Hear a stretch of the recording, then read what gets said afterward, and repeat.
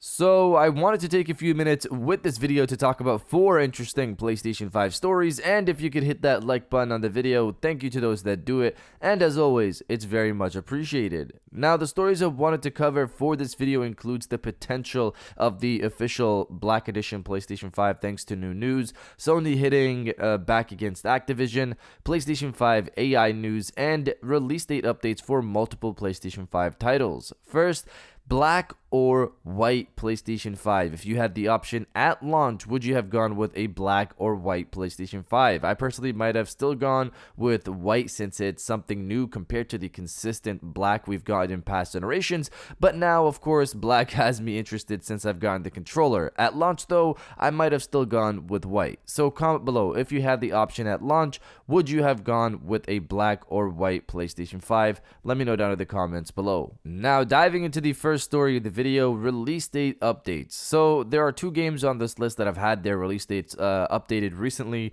One is a PlayStation 5 title called Pragmata that was actually set to release in 2022 and was revealed at the PlayStation Future of Gaming event last year. We haven't heard anything about it in a while until recently. The studio released a new trailer pretty much delaying the game from 2022 to 2023 before we even hit 2022, which tells me this game is clearly a ways off from releasing. Who knows if it actually even comes out in 2023. But on a real note, hopefully development does go well and we do get to dive into that world in 2023. It definitely interested me when I first saw it. Now, the second game on this list brings positive news, and that is Sifu. This game is a console exclusive to PlayStation and was originally meant to release this year before getting delayed to 2022, February 22nd, to now being pushed forward, not delayed, to February 8th. 2022, a whole 2 weeks ahead of its original release, or the new original release, which is now the old original release. From February 22nd to February 8th. That's the difference here. This is great news because it looks like development is going smoothly. You don't see many release dates being pushed forward like this for games. This is also great news because it puts it ahead of some of the big titles dropping in February like Horizon 2 and Elden Ring. Definitely looking forward to playing Sifu day one. Now diving into the second story of the video, PlayStation 5 AI news. So this was an interesting story in regards to Gran Turismo and machine learning to teach AI how to drive.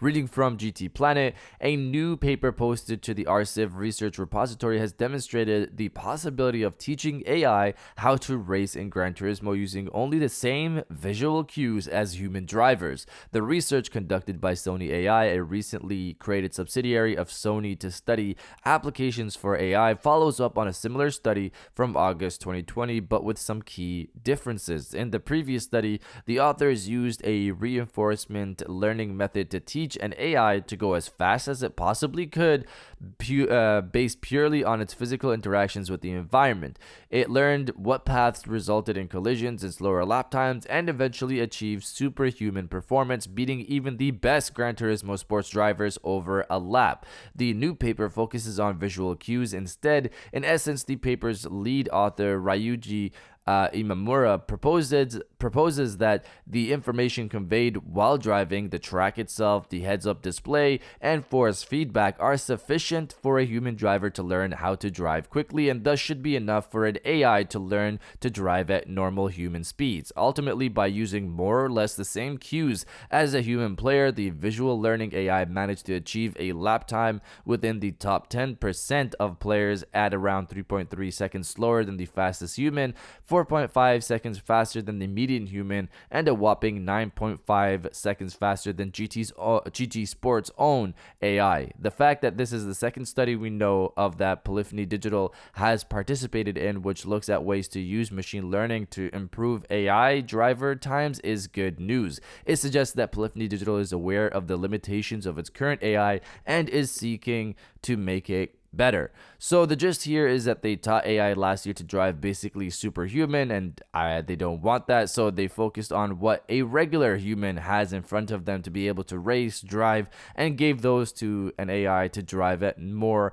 normal human speeds. I didn't know they used machine learning for this to teach the drivers themselves, the AI in a racing game like this, to learn to drive at normal human speeds. So this was an interesting read. But you guys let me know if you want to race the super superhuman superhuman AI or not? Let me know down in the comments below. Now diving into the third story of the video, Sony versus Activision and Sony hitting back. Reading from PlayStation Universe, yesterday reports involving Jim Ryan being disheartened and frankly stunned by Activision Blizzard were published. Today, Call of Duty Vanguard has been removed from the PlayStation Store's featured section. Activision Blizzard has been constantly under pressure from what now seems to be the rest of the industry, from professionals to community members alike, to rectify the seemingly terrible work environment and for the right heads to roll so change can occur. Bobby Kotick, the CEO of Activision himself, has most recently been implicated as having known about the sexual misconduct that has been going on for years,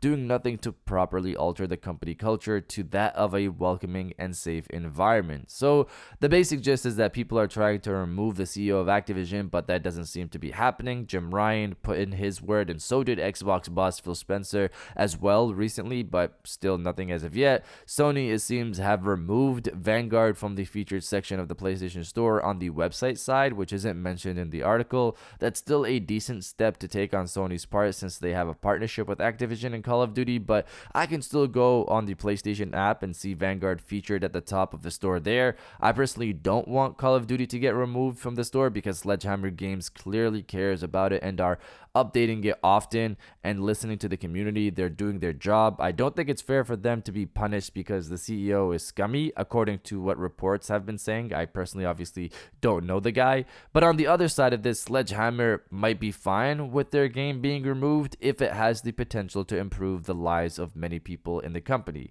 As someone on the outside looking in, I'm definitely curious to see how this progresses. And now diving into the final story of the video, Sony Black Edition PlayStation 5. Reading from PlayStation Lifestyle, Sony's own patent for removable PS5 faceplates published, prompting speculation of first-party faceplates and skins. Sony's patent for customizable faceplates for the PlayStation 5 consoles has finally been made public, as noted by OP Attack. This has prompted speculation the console manufacturer may be considering making its own swappable faceplates and skins. The patent follows a year of issues with third-party manufacturers creating their own PS5 faceplates only to face legal action from Sony. So I personally do think Sony is coming out with their own faceplates. It makes sense considering how they designed the PlayStation 5.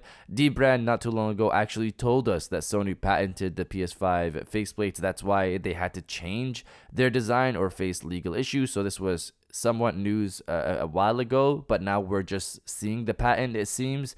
Sony has the opportunity to make their own official black PlayStation 5, sell special edition PS5 faceplates with different games, maybe even allow people to make their own faceplate design similar to Xbox's own Xbox Design Lab for their controllers.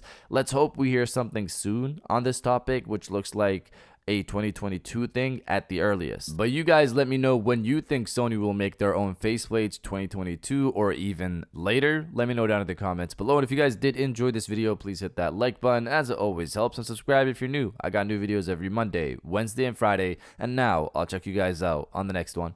And welcome back to the after show. This is the part of the video where we have a little fun down in the comments below. If you're old, welcome back. If you're new, welcome. For today's thing, what I want you guys to do is the body, obliterate, destroy, and overall harass the comment section with "Give me the colors." Obviously, this is in reference to the PS5 faceplates possibly becoming a thing from Sony themselves. If you're excited for that, destroy the comment section with "Give me the colors," and I'll definitely heart those comments like I always do because I appreciate everybody who stays to the end of my videos. And now I'll check you guys out on the next one.